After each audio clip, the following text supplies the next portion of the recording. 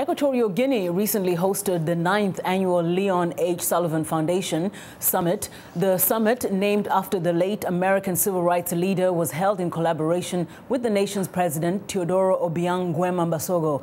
VOA's Paul Ndiho was there and has this report.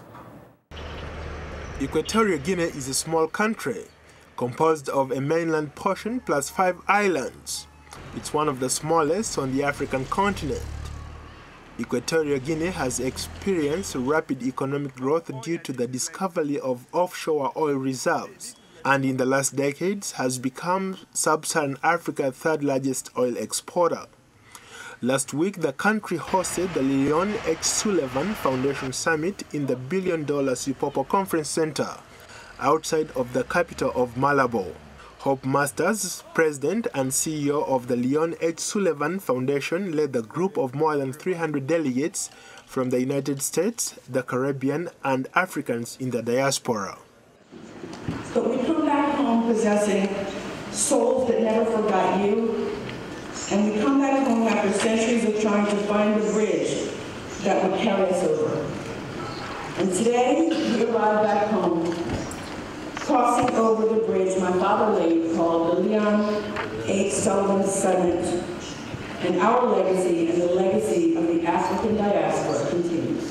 So we come back from our passage today as educators, doctors, lawyers, investors, teachers, craftsmen.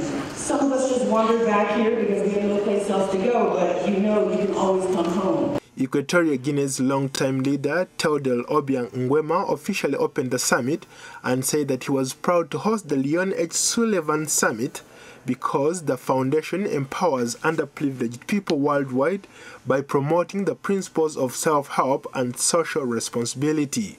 Despite the criticism from human rights activists and the international media, President Obiang said his country was open for business and offered free citizenship to African Americans and Africans in the diaspora.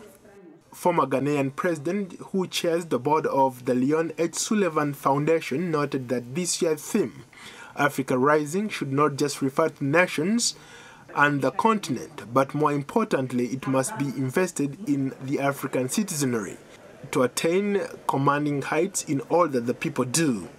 President Kufuor also underscored the importance of the diaspora, saying that they are an important part of Africa. The large presence of our brothers and sisters from the diaspora. You are an important part of the African story. And it is in recognition of this that the African Union recognizes you as the sixth region of the continent.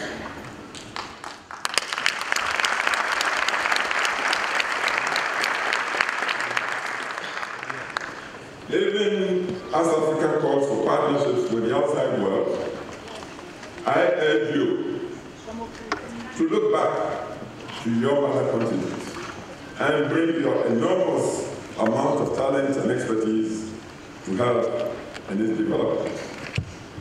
This could be in the form of partnerships and transfer of capital and technical know-how, where the benefits will accrue to all sides. Critics say that hosting this year's summit in Equatorial Guinea is part of President Obiang's systematic effort to whitewash his authoritarian regime and his family's unexplained wealth, while his supporters say that Obiang's government deserves some credit for transforming the country and for building brand new state-of-the-art cities outside of the main capital.